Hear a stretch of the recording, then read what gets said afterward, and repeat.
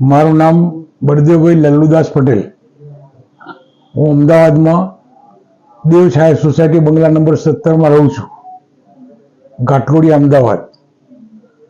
મને છેલ્લા 4 વર્ષથી ગૂંઠણમાં અવારનવાર દુખાવો રહે છે.